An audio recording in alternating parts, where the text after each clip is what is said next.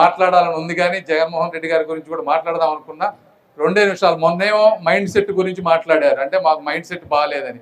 నిన్నేమో చంద్రబాబు గారిని ముఖం గురించి మాట్లాడారు. జగన్మోహన్ రెడ్డి గారికి ఇదే చెప్తా ఉన్నా, మీకు ఉంటే రాష్ట్రం మీద అభిప్రాయం ఏదన్నా ఉంటే రాజకీయాలు మాట్లాడండి, సబ్జెక్ట్ మాట్లాడండి, అంతేగత వ్యక్తిగతంగా ఏది పడితే అది మాట్లాడితే మేము కూడా మాట్లాడొచ్చు. ఫిజికల్గా బాడీ షేమింగ్ అని ఇవన్నీ కూడా ఆ చంద్రబాబు గారి మొహమే తెలుగు జాతి ఈరోజు ప్రపంచంలో తలెత్తుకునే విధంగా చేసింది జగన్మోహన్ రెడ్డి గారు. మైండ్ సెట్ గురించి మీరు మాట్లాడతారు. ఎవరిది మైండ్ సెట్ ప్రాబ్లం అని నేను ముందే చెప్పా. ప్రజావేదికను కూల్చిన మైండ్ సెట్టా, లేకపోతే పాస్ పుస్తకాలపై బొమ్మేసుకున్నది మైండ్ సెట్టా? ఎవరిది మైండ్ సెట్? మాస్కులు అడిగిన పాపానికి ఒక వ్యక్తిని సైకోగా చిత్రీకరించి చంపింది మైండ్ సెట్. ఎవరిది మైండ్ సెట్ అని అడుగుతాను. ఇట్లా 100 మాట్లాడగలం. కాబట్టి మీరు సబ్జెక్ట్ మాట్లాడండి, రాజకీయంగా వ్యతిరేకించండి, కానీ మా నాయకుల్ని కించపరిస్తే మేము కూడా నిన్ను బాడీ షేమింగ్ చేయాలంటే ఒకే ఒక్క మాటతో నిన్ను చంపేయగలను. కానీ నాకు సంస్కారం అడ్డుంది కాబట్టి నేను నిన్ను మాట్లాడనని చెప్పి తెలియదు. ఏంటో నువ్వు చేసేది నా బొచ్చు. నువ్వు చంపేస్తానంటే భయపడిపోతావు. ఇక్కడ నా కొడక మీలాగా సీమునెత్తులు లేని వాళ్ళం అనుకుంటున్నావా వైఎస్ఆర్ కాంగ్రెస్ పార్టీ అంటే? నువ్వు చంపితే చచ్చిపోతాకి, నువ్వు బెదిరిస్తే బెదిరిపోతాకి, నీ ఇంటికాడ ఉన్నటువంటి కుక్కలం అనుకుంటున్నావా? పిచ్చ పిచ్చ వాగు మాక. నా ఇంటికి నీ ఇల్లు ఎంత దూరం, నీ ఇంటికి నా ఇల్లు అంత దూరం. ఆ రోజు వస్తే నువ్వో నేను తేల్చుకున్నావు, వదిలేస్తావు అనుకుంటున్నావా? లేకపోతే నన్నో వంశీనో చంద్రం ద్వారం పుండి ఒక 4-5 ఒకరిని వదిలి ఒకరిని టచ్ చేసి చూడరు. నువ్వు మగాడు అయితే ఎవడుంటాడు ఈ రాష్ట్రంలో, ఎవడేమవుతాడో తేలుస్తా. పిచ్చి వాగుడు, పిచ్చి బెదిరింపులు మా దగ్గర బెదిరించమాక. అన్నిటికీ సిద్ధపడే జగన్మోహన్ రెడ్డి గారు వెనకాల ఉన్నాం. దేనికైనా సిద్ధం. నాకు ప్రాణం అనేది ఏకముక్కతో సమానం. నాకేం 1000 కోట్ల ఆస్తులు. నాయకుడి కోసం పనిచేస్తాం, ఈ రాష్ట్రంలో ఉన్నటువంటి ప్రజల కోసం పనిచేస్తాం. నీకు మళ్ళీ 1,00,000 కోట్లు దొబ్బి తింటాకి పందికొక్కులాగా ఒంటిగా సొంటుకొంపులాగా నీ బాబుకు నువ్వొకడో నీకొకడో. మీరేంట్రా మమ్మల్ని బెదిరించేది? టచ్ చేసి చూడండి నా కొడకలారు. ఎవడు టచ్ చేస్తాడు? నీ అధికారం వచ్చేలేదు, టచ్ చేయలేదు. నువ్వు వస్తే చెయ్యి, టచ్ చేస్తూ నన్ను చేస్తావు, వంశీని చేస్తావు, ద్వారంపూడిని చేస్తావు, అంబటి రాంబాబుని చేస్తావు, జగన్మోహన్ రెడ్డి గారిని చేస్తావు, ఎవరిని చేస్తావు చెయ్యిరా. ఒక్కడిని టచ్ చేసి చూడండి. పద్దాక వచ్చి వదిలిపెట్టండి. ఏం చేస్తావురా? ఒక్కడిని టచ్ చేయి. నీకు దమ్ముంటే నువ్వు మగాడి వచ్చి టచ్ చేసి చూడరు ఒకడిని.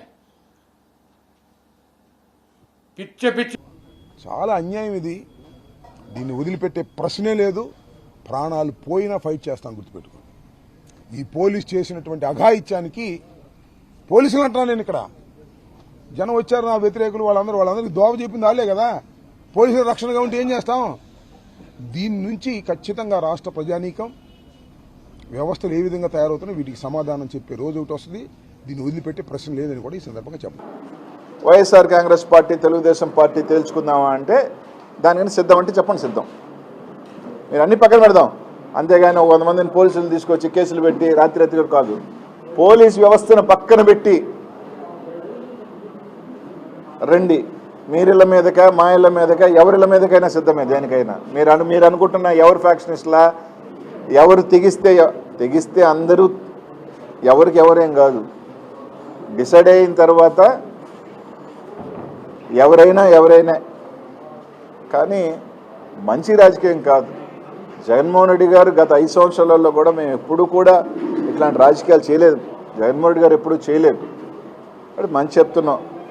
ఇదే విధంగా కానీ కొనసాగితే దీనివల్ల ఎవరినో భయపడిపోతాము, దీనివల్ల ఏదో మేమేదో తోకలు ముడిచిపోతాము, ఏదో వెనక్కి వెళ్ళిపోతాము అంటే అది జరగదు.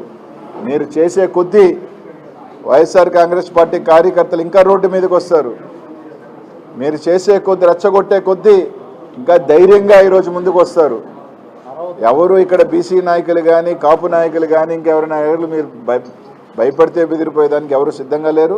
వైఎస్ఆర్ కాంగ్రెస్ పార్టీ ఖచ్చితంగా అందరికీ, వైఎస్ఆర్ కాంగ్రెస్ పార్టీ పెద్ద నాయకుడికి, కార్యకర్తకి అండగానే ఉంది. ఈరోజు జోగి రమేష్ అని కానీ, రాంబాబు అన్నకు కానీ తప్పకుండా జగన్మోహన్ రెడ్డి గారు అండ పార్టీ అంతా అండగా ఉంటుంది.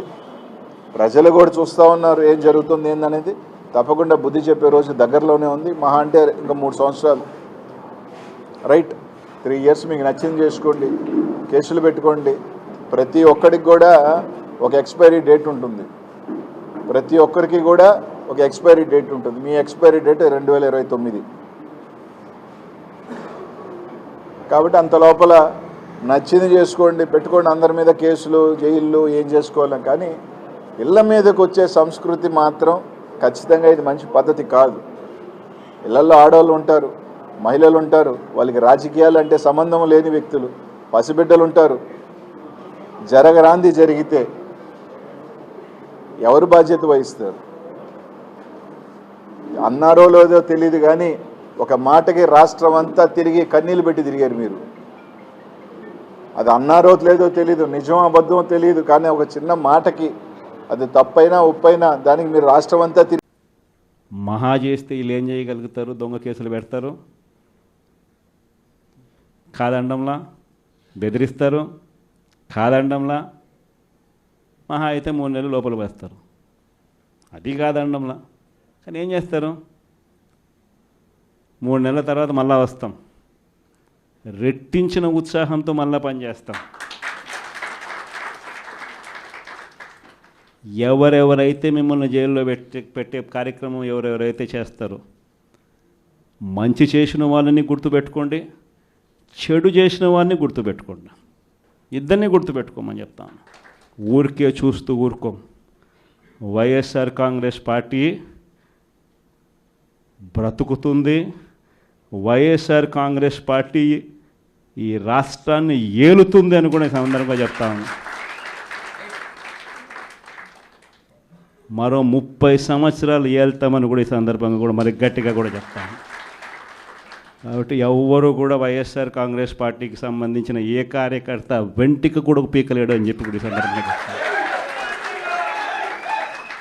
ఇది ప్రతి ఒక్కరూ గుర్తుపెట్టుకోండి, ఒక్కటే గుర్తుపెట్టుకోండి. ఈసారి జగనన్న 2.0 కొంచెం వేరుగా కూడా ఉంటుంది. ఈసారి జగనన్న 2.0 కార్యకర్త కోసం ఎలా పనిచేస్తుందో కూడా చూపిస్తుంది. ఇది మాత్రం నేను ఖచ్చితంగా చెప్తా ఉన్నా. ఎందుకనంటే జగనన్న 1.0లో బహుశా కార్యకర్తలకు నేను అంత గొప్పగా బహుశా చేయలేకపోయి ఉండొచ్చేమో. ప్రతి పథకము, ప్రతి విషయంలోనూ కూడా మొట్టమొదటిగా ప్రజలే గుర్తుకొచ్చారు. ప్రజలకు మంచి చేయడం కోసమే నా టైం కేటాయించా, నా తాపత్రయపడ్డా, ప్రతి విషయంలోనూ దానికోసమే అడుగులు వేశా. కానీ జగనన్న 2.0కి వచ్చేసరికి మాత్రం చంద్రబాబు నాయుడు కార్యకర్తలకు పెడతా ఉన్న ఇబ్బందులు చూసా, కార్యకర్తలు పడతా ఉన్న అవస్థలు చూసా, కార్యకర్తలు పడతా ఉన్న బాధను గమనించా. వీళ్ళ కోసం గట్టిగా మీ జగనన్న ఉంటాడని సందర్భంగా గట్టిగా చెప్తా.